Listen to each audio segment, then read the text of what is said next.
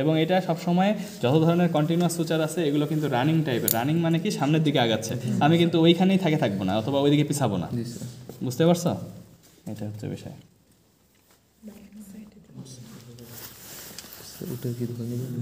সমস্যা নাই, পরে টান দিলে আসে।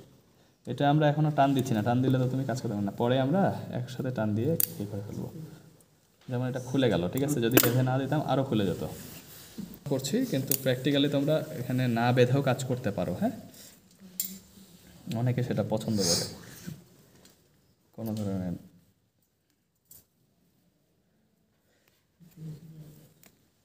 এখন ধরো আমরা শেষ করার চেষ্টা করব। হ্যাঁ, এটা একটু টান দাও। হ্যাঁ হ্যাঁ, ঠিক আছে, টান দাও এরকম টান। হ্যাঁ, এখন আমরা এটা শেষ করব। এখানে মনে করো এই জায়গায় শেষ করব। একটু শেষ করাটা খেয়াল করো, কারণ শুরুটাও একটা লাগিয়ে নিয়ে করতে হয়, শেষটাও একটা লাগিয়ে নিয়ে করতে হয়। কারণ তোমার আরেকটা এজ নাই, এখানে যেমন ছিল দুইটা নিয়ে বাঁধে দিছো, কীভাবে এখানে বাঁধবা?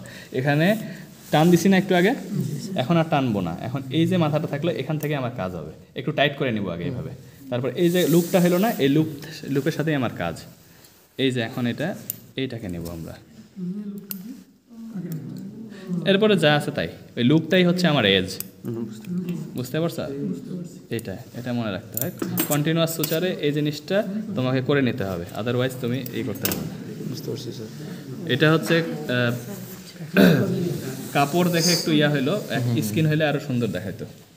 কারণ কাপড় হচ্ছে কুচকে যাচ্ছে আর নরম, তো মনে করো সমান হচ্ছে না। এই যেমন এই জায়গাটা একটু অত কোনটা বেশি কার্যকরী স্যার? ওইটা এটা হচ্ছে ভিতরে দেই আমরা, এটা আমরা তো বাইরে দেবো না, স্কিনে দেবো না।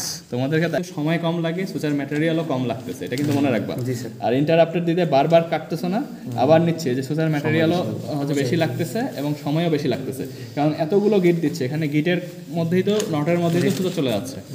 নটের মধ্যেই সুচারের ইনভলভমেন্ট হওয়ার কারণে অনেকগুলো সুচার আমার লস হচ্ছে। আমার সুচার ম্যাটেরিয়াল বেশি লাগবে এবং হচ্ছে সময়ও বেশি লাগবে।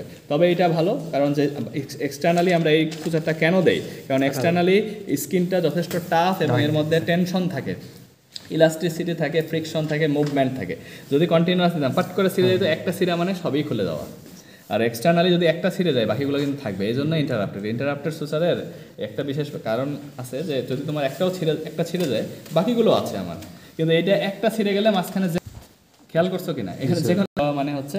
আর যদি ভিতরে থাকতো হার্টে বা ইন্টেস্টাইনে, ওকে ছিল স্টিচ কাটার অথবা স্টিচ কাটিং সিজার, এই দুই ধরনের।